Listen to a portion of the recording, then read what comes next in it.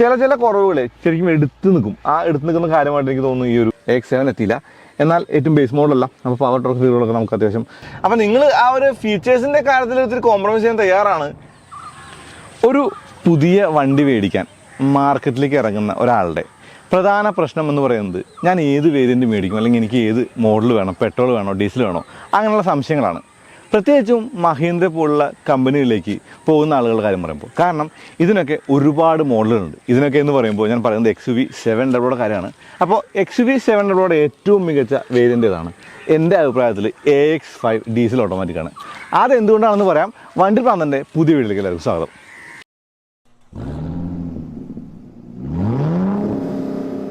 മഹീന്ദ്രയുടെ ഒരു കാര്യം പറഞ്ഞു കഴിഞ്ഞാൽ ഇവരെല്ലാ വർഷവും വണ്ടി ഇറക്കും, ബുക്കിംഗ് ഉണ്ടാവും, പക്ഷേ വണ്ടി കൊടുക്കാൻ പറ്റില്ല. അങ്ങനെ വണ്ടിക്കായിട്ടുള്ള കാത്തിരിപ്പുകൾ വർഷങ്ങളോളമൊക്കെ തുടരുമെന്നുള്ള ഒരു കാര്യമൊക്കെ അതിശയോക്തിയോട് പറയാം. അതായത് ഒരു മോഡൽ നമ്മൾ ബുക്ക് ചെയ്ത് നമുക്ക് കിട്ടുമ്പോഴേക്കും അടുത്ത മോഡൽ അവർ ഇറക്കിയിട്ടുണ്ടാവും. അപ്പോൾ ഈ ഒരു വണ്ടിയുടെ AX5ൻ്റെ ഓട്ടോമാറ്റിക്കിൻ്റെ കാര്യം പറഞ്ഞാൽ ശരിക്കും എന്തുകൊണ്ടാണ് ഇത് വാല്യൂ ഫോർ മണി, അല്ലെങ്കിൽ ഇതാണ് ഏറ്റവും മികച്ച വേരിയൻ്റ് ഞാൻ പറയാൻ കാര്യം എന്ന് വെച്ച് കഴിഞ്ഞാൽ നമുക്ക് ആവശ്യമുള്ള പവർ ട്രെയിനും ഡ്രൈവ് ട്രെയിനും ഈ വണ്ടിക്കുണ്ട്. അതാണ് ഇതിൻ്റെ മികച്ച കാര്യം. എന്ന് വെച്ചാൽ പെട്രോൾ ആണെങ്കിലും ഡീസലാണെങ്കിലും പവർ ഫിഗറുകൾ തീർത്തും പ്രോമിസിംഗ് ആണ്. അപ്പോൾ നിങ്ങൾ കമ്പയർ ചെയ്യുന്നത് ഒരു ക്രെറ്റയോ അല്ലെങ്കിൽ ആ ഒരു സെൽറ്റോസോ അങ്ങനെയുള്ള വണ്ടികളൊക്കെ ആണെങ്കിൽ ഒരു ഫുൾ സൈസ് SUV എന്ന നിലയ്ക്ക് എഞ്ചിനാണെങ്കിലും അതല്ലെങ്കിൽ ഗിയർ ബോക്സ് ആണെങ്കിലും അല്ലെങ്കിൽ സൈസ് മൊത്തത്തിലാണെങ്കിൽ തന്നെയും XUV5 അല്ലെങ്കിൽ AX5 ഒരു ഇത്തിരി എന്താ പറയുക ആ ഒരു മെറിറ്റുകളുണ്ട്. ഞാൻ നേരത്തെ പറഞ്ഞ XUV AX5 എന്നാണ് XUV700 AX5. ശരിക്കും XUV700 മോഡലുകൾ തുടങ്ങുന്നത് 14 ലക്ഷം രൂപയ്ക്ക് താഴെയാണ്. അതായത് 13.99 ലക്ഷം രൂപയ്ക്കാണ്. അത് MX ആണ്. അതിന് എഞ്ചിൻ ട്യൂണിങ്ങൊക്കെ വ്യത്യാസമുണ്ട്. പക്ഷേ AX5 ആകുമ്പോൾ ശരിക്കും 17.69 ആ ഒരു പ്രൈസ് റേഞ്ചിലാണ് മാനുവൽ പെട്രോൾ മോഡലിൻ്റെ ആ ഒരു തുടക്കം. 18.69 ലക്ഷം രൂപയോളമാണ് ഇതിൻ്റെ ഡീസലിൻ്റെ മാനുവലിന്. ഈ AX5 ഏറെക്കുറെ 20,25,000 രൂപയോളം ആ ഒരു എക്സ്ഷോറൂം പ്രൈസ് ഉണ്ട്. പക്ഷേ അപ്പോഴും നമ്മൾ ആ ഒരു പ്രൈസിൻ്റെ കാര്യം പറയുമ്പോൾ എനിക്ക് തോന്നുന്നു എല്ലാ വണ്ടികളിലും വില കൂടിയിട്ടുണ്ട്. അങ്ങനെ നോക്കുമ്പോൾ ഈ ഒരു പ്രൈസിന് കിട്ടുന്ന ഈ ഒരു വണ്ടി എന്ന് പറയുന്നത് തീർത്തും ഒരു പ്രാക്ടിക്കലായിട്ടുള്ള ഒരു കാര്യമായിട്ട് കാണാമെന്ന് എനിക്ക് തോന്നുന്നു. പ്രത്യേകിച്ചും ഈ ഒരു AX5 ഓട്ടോമാറ്റിക്. പക്ഷേ ഇതിൽ ആ ഒരു ഗുണങ്ങൾ ഇങ്ങനെ പറയുന്നുണ്ട്, വില കുറവാണെന്ന് പറയുന്നുണ്ട്, ഈ വിലയ്ക്ക് കിട്ടുന്ന ഒരു പ്രോപ്പർ SUV ആണെന്ന് പറയുന്നുണ്ട്. പക്ഷേ ഇതിനകത്ത് ഗുണങ്ങളേക്കാൾ കൂടുതൽ നമുക്ക് തോന്നുന്ന കാര്യം എന്ന് പറയുന്നത് മറ്റുള്ള വണ്ടികളായിട്ട് കമ്പയർ ചെയ്യുമ്പോൾ ഒരുപാട് സവിശേഷതകളുടെ കുറവുമുണ്ട്. ആദ്യം ഞാൻ കൂടുതലുകൾ പറയാം, അതിനുശേഷം ഞാൻ കുറവുകളിലേക്ക് പോകാം. കൂടുതലായിട്ട് പറയുമ്പോൾ ആദ്യം പറയേണ്ട കാര്യം എന്ന് പറയുന്നത് ഇതിന് ഒരു പനോരമിക് സൺറൂഫ് ഉണ്ട് എന്നുള്ളത് തന്നെയാണ്. ഒറ്റനോട്ടത്തിൽ XUV700 ആ ഒരു ടോപ്പ് എൻഡ് മോഡലും AX5 തമ്മിലുള്ള വ്യത്യാസം ഒറ്റനോട്ടം നമുക്ക് മനസ്സിലാക്കാൻ പറ്റില്ല. ഇതിലും LED ഹെഡ്ലാംപ്സ് തന്നെയാണ്, ഫോഗ് ലാമ്പ് ഉണ്ട്. ക്യാമറ ഇല്ലെങ്കിലും ക്യാമറ ഡമ്മി അവർ അവിടെ ആ ഒരു മഹീന്ദ്ര ലോഗോയുടെ താഴെ തന്നെ വെച്ച് കൊടുത്തിട്ടുണ്ട്. ഇനി സ്കിഡ് പ്ലേറ്റ് പോലുള്ള കാര്യങ്ങളൊക്കെ അങ്ങനെ തന്നെ വെച്ചിട്ടുണ്ട്. എനിക്ക് തോന്നുന്നു ആ ഒരു കാര്യങ്ങളൊക്കെ തന്നെ ഒറ്റനോട്ടത്തിലേ ഇപ്പോൾ സാധാരണ ലേമാൻ പെർസ്പെക്റ്റീവിൽ ഒറ്റനോട്ടത്തിൽ ടോപ്പ് എൻഡ് ആണോ AX5 ആണെന്ന് മനസ്സിലാക്കാനായിട്ടുള്ള ക്ലൂ എന്ന് പറയുന്നത് ഇവിടെ ഈ ഒരു കണ്ണാടിയുടെ താഴെ ആ ഒരു 360 ക്യാമറ ഇല്ല എന്നുള്ള ഒരു കാര്യമാണ്. വീലും വലിയ വീലാണ്.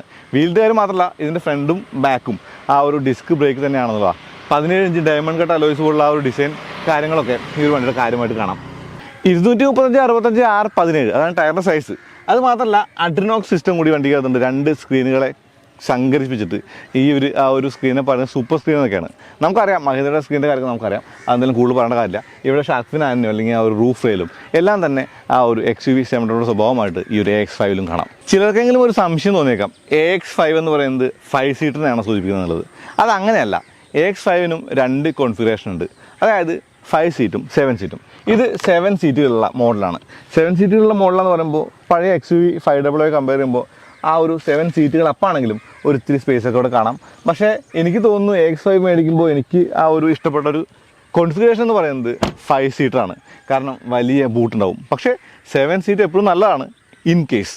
അകത്ത് കയറുന്നതിന് മുന്നേ ഇതിൻ്റെ ഗുണങ്ങൾ ഞാൻ പറഞ്ഞില്ലേ, ഇതിൻ്റെ കുറവുകളിലേക്ക് ഞാൻ കിടക്കുകയാണ്. നമ്പർ 1 360 ക്യാമറ ഇല്ലെന്ന് ഞാൻ പറഞ്ഞു. നമ്പർ 2 എന്ന് പറയുന്നത് ഇതിനൊരു സാധാ കീ ആണ്. അതായത് കീലെസ് എൻട്രിയോ അല്ലെങ്കിൽ പാസീവ് കീലെസ് എൻട്രിയോ അങ്ങനെ ഒന്നും തന്നെ ഇല്ല. ഇവിടെ കീയിൽ നമ്മൾ അൺലോക്ക് ചെയ്തിട്ട് തുറന്ന് കയറി കീ ഇട്ട് തിരിച്ച് സ്റ്റാർട്ടാക്കി ഓടിച്ച് പോകണം എന്നുള്ളതാണ്. ഇപ്പോൾ AX5 ഇപ്പോൾ നിങ്ങൾക്കത് പോസിറ്റീവായിട്ടാണോ നെഗറ്റീവായിട്ട് തോന്നുന്നത് എനിക്കറിയില്ല, താഴെ കമൻറ്റ് ചെയ്യും. എനിക്കിത് ഭയങ്കരമായിട്ട് പോസിറ്റീവായിട്ട് തോന്നിയ കാര്യമാണ്. ഇത് ഫാബ്രിക് സീറ്റാണെന്നുള്ളതാണ്. ഈ ഫാബ്രിക് സീറ്റ് ഇരിക്കാൻ അത്യാവശ്യം നല്ല കംഫർട്ടബിളാണ്. അപ്പോൾ നമുക്കറിയാം, നമ്മളിപ്പോൾ സാധാരണ വണ്ടികളൊക്കെ വാങ്ങുമ്പോൾ ഫാബ്രിക് സീറ്റർ വണ്ടികൾ ഇരിക്കുമ്പോൾ ആ ഒരു സീറ്റിൻ്റെ കാര്യങ്ങൾ നമ്മൾ മഹിമയായിട്ട് പറയാറുണ്ട്. AX5 കാര്യത്തിൽ അത് എടുത്തു പറയുന്ന കാര്യം. ഇവിടെ ഹൈറ്റ് അഡ്ജസ്റ്റ്മെൻ്റ് എന്നുള്ള ഗുണമാണ്. ഹെഡ്റൂമൊക്കെ കൊള്ളാം. സ്റ്റിയറിങ്ങിന് ലെതർ റാപ്പിംഗ് ഇല്ല. ഇവിടെ ഒരു ബ്ലാങ്ക് ആണ്. ഇപ്പോഴത് വോളിയം കൺട്രോൾസും അല്ലെങ്കിൽ ആ ഒരു സീക്കൊക്കെ കാണാം. സ്റ്റാക്കൊക്കെ തന്നെ സെയിം ആണ്. ഇതിൽ ഓട്ടോ ഹെഡ് ലാംപ്സോ ഓട്ടോ വൈപ്പേഴ്സോ ഇല്ല എന്നുള്ളൂടി പറയണം. പിന്നെ ഇവിടെ ഹിൽ ഡിസൈൻ കൺട്രോൾ പോലുള്ള കാര്യങ്ങൾ കണ്ടു. ഓട്ടോ സ്റ്റാർട്ട് സ്റ്റോപ്പ് ഉണ്ട്.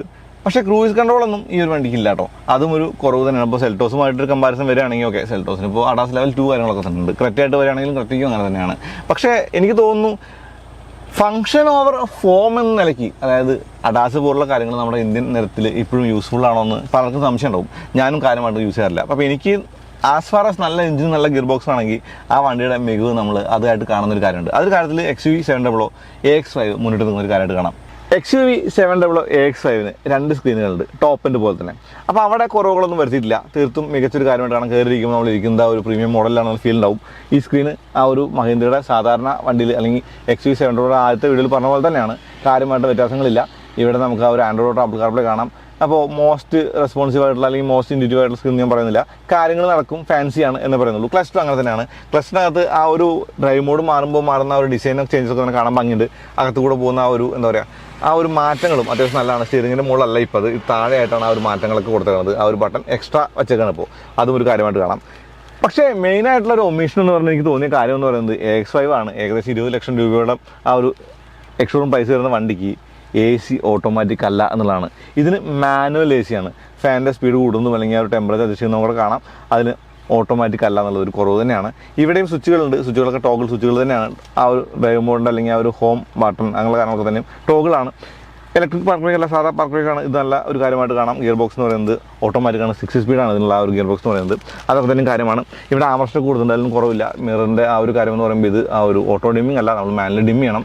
സൺഗ്ലാസ് ഹോൾഡ് പോലുള്ള കാര്യങ്ങളുണ്ട്. സൺറൂഫിൻ്റെ ഒക്കെ ഉള്ളത് തന്നെയാണ്. പക്ഷേ ചില കുറവുകൾ ശരിക്കും എടുത്ത് നിൽക്കും. ആ എടുത്ത് നിൽക്കുന്ന കാര്യമായിട്ട് എനിക്ക് തോന്നുന്നു ഈ ഒരു AC-യുടെ കാര്യം കാണാം. അതായത് ഓട്ടോമാറ്റിക് AC അല്ല എന്നുള്ളത് തന്നെ ഒരു വണ്ടി വാങ്ങാൻ പോകുന്ന ആൾക്ക് ഒത്തിരി ഡിസപ്പോയിൻമെൻ്റ് ഉണ്ടാക്കുന്ന കാര്യമാണ്. XUV 700 ബാക്ക് സീറ്റ് നല്ലതാണ്. ഈ സീറ്റിൻ്റെ ഏറ്റവും വലിയ ഗുണമായിട്ട് ഞാൻ കണ്ട കാര്യം എന്ന് പറയുന്നത് ഇതിൻ്റെ ആ ഒരു ചാര് നമുക്ക് അഡ്ജസ്റ്റ് ചെയ്യാനുള്ളതാണ്. ഇതിൽ 7 സീറ്റുകളാണ്. ബാക്കിലേക്ക് ഞാൻ കയറാൻ ഉദ്ദേശിക്കുന്നില്ല. കാരണം 7 സീറ്റ് എന്ന് പറയുമ്പോൾ എപ്പോഴും കോംപ്രമൈസ് ആയിരിക്കും. എനിക്ക് തോന്നുന്നു AX5-ൻ്റെ ഏറ്റവും ഇഷ്ടപ്പെട്ട എൻ്റെ മോഡൽ എന്ന് പറയുന്നത് 5 സീറ്റാണ്. അപ്പോൾ ഈ ഒരു സീറ്റിലിരിക്കുമ്പോൾ അത്യാവശ്യം കംഫർട്ടബിൾ ആണെന്ന് കാണാം. പിന്നെ ഇവിടെ ആ ഒരു പോർട്ടുണ്ട്, റിയർ AC വെൻറ്റുകളുണ്ട്, അങ്ങനെയുള്ള കാര്യങ്ങളൊക്കെ തന്നെയുണ്ട്.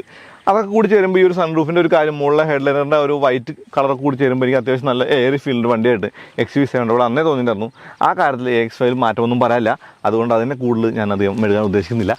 XUV 700 AX5 എടുത്താൽ കിട്ടുന്ന മറ്റൊരു ഗുണമെന്ന് പറയുന്നത് ടോപ്പന് തുല്യമായിട്ടുള്ള എൻജിൻ സ്റ്റേറ്റ് ഓഫ് ട്യൂൺ ഉണ്ടെന്നുള്ളതാണ്. ഇതിന് പെട്രോൾ മോഡലാണെങ്കിൽ 197 HP 380 Nm ആ ഒരു പവർ ടോർക്ക് ഫിഗറാണ്. പക്ഷേ ഡീസൽ 2.2 ആണ്, പെട്രോൾ 2 ലിറ്റർ ആണെങ്കിൽ. ആ ഒരു 2.2-ന് 182 HP 420 Nm ആണ് പവർ ടോർക്ക് ഫിഗറുകൾ. പക്ഷേ ബേസ് മോഡലാണെങ്കിൽ ആ ഒരു ലക്ഷം ഇല്ല. ബേസ് മോഡലിൻ്റെ ആ ഒരു എഞ്ചിൻ്റെ സ്റ്റേറ്റ് ഓഫ് ട്യൂൺ കുറവാണ്, 153 HP ഉള്ളൂ. അപ്പോൾ ശരിക്കും AX5 കിട്ടുമ്പോൾ നമുക്ക് ടോപ്പിൻ്റെ എല്ലാ ഫീച്ചേഴ്സിലെങ്കിലും പവർ ട്രെയിനിലും അല്ലെങ്കിൽ ഡ്രൈവ് ട്രെയിനിലും ആ ഒരു ടോപ്പിന് തുല്യമായിട്ടുള്ള കാര്യങ്ങളുണ്ട്. വണ്ടി ഓടിക്കുക എന്താണ് ഉദ്ദേശമെങ്കിൽ എനിക്ക് തോന്നുന്നു ഇതൊരു നല്ല ചോയ്സാണ്. XUV 700 നമ്മൾ എക്സ്റ്റെൻസീവിൽ ഓടിച്ചിട്ടുണ്ട്, ഓട്ടോമാറ്റിക് ഓടിച്ചിട്ടുണ്ട്, മാനുവൽ ഓടിച്ചിട്ടുണ്ട്, പെട്രോൾ ഓടിച്ചിട്ടുണ്ട്, ഡീസൽ ഓടിച്ചിട്ടുണ്ട്, എല്ലാം ഓടിച്ചിട്ടുണ്ട്. പെട്രോളിൻ്റെ കാര്യം പറയുമ്പോൾ 200 PS പവർ, അതായത് 198 HP എന്ന് പറയുന്നത് ശരിക്കും മാരകമായ പവറാണ് മറ്റുള്ള വണ്ടികൾ കമ്പയർ ചെയ്യുമ്പോൾ. മാത്രമല്ല അതൊരു ഫുൾ സൈസ് SUV ആണ്. 7 സീറ്റ് 5 സീറ്റ് കോൺഫിഗറേഷൻ ഉണ്ട്. AX5 ആയപ്പോൾ ഇതിനകത്ത് ആ ഒരു അഡാസ് ഫങ്ഷനാലിറ്റി ഇല്ല എന്നുള്ളത് എനിക്കൊരു ഗുണമായിട്ട് തോന്നുന്നു. കാരണം എനിക്ക് എപ്പോഴും ആ ഒരു കുറച്ച് കോംപ്ലിക്കേറ്റഡ് ആയിട്ടുള്ള വണ്ടികളാണ് ഇഷ്ടം. പക്ഷേ കാലത്തിനൊത്ത് കോലം കെട്ടണം എന്ന് പറയും പോലെ അഡാസിന് എതിരല്ല കേട്ടോ ഞാൻ. അഡാസ് ഉണ്ടെങ്കിൽ നല്ലതാണ്. പക്ഷേ വില കുറയുന്നു എന്നുള്ള ഗുണത്തിൽ നമുക്ക് ആ ഒരു അഡാസിൻ്റെ ഒരു അഭാവം ശരിക്കും ഗുണമായിട്ട് തന്നെ കാണാം. ഈ വണ്ടി AX5-ൻ്റെ ആ ഒരു മാനുവൽ മോഡലാണെങ്കിൽ 17.60 ആ ഒരു പെട്രോൾ മോഡൽ നമുക്ക് കിട്ടുമെന്നുള്ളത് 200 bhp 18 ലക്ഷം രൂപയ്ക്ക് താഴെ ഷോറൂം പ്രൈസ് കിട്ടുന്നതാണ് അതിൻ്റെ ഗുണം. ഞാൻ സിറ്റോണിൻ്റെ വണ്ടി ഓടിച്ചപ്പോൾ പറഞ്ഞ കാര്യമുണ്ട്, ടർബോ പെട്രോൾ ഓടിച്ചപ്പോൾ പറഞ്ഞ കാര്യമുണ്ട്. ഇതിനകത്ത് ഫീച്ചേഴ്സ് കുറവായിരിക്കും, പക്ഷേ അത് ഓടിക്കാൻ അടിപൊളിയാണ്. ഇത് കൊണ്ടുനടക്കാൻ ഭയങ്കര രസമാണ്. ഇതിനകത്ത് ഒരുപാട് എന്താ പറയുക ആ ഒരു ഫൺ ഫാക്ടർ ഉണ്ടെന്ന് പറയില്ലേ, ആ കാര്യം ശരിക്കും XUV 700 AX5-നും ബാധകം. ഇതിൻ്റെ പെട്രോൾ മോഡലാണ് ഹൂട്ട് ടു ഡ്രൈവ് എന്ന് പറയാം. പക്ഷേ ഫ്യൂവൽ എഫിഷ്യൻസി അല്ലെങ്കിൽ ആ ഒരു ഡ്രൈവിംഗ് ഫണ്ട് ഇതിൻ്റെ ബാലൻസ് ആണ് ഡീസൽ എഞ്ചിൻ്റെ ഗുണം. ഇതിന് വലിയ കാര്യമായിട്ടുള്ള നോയ്സ്, വൈബ്രേഷൻ, ഹാർഷസ് ഒന്നുമില്ല. NVH ഒന്നുമില്ല. NVH ഒക്കെ നല്ല വെൽ കണ്ടേണ്ട.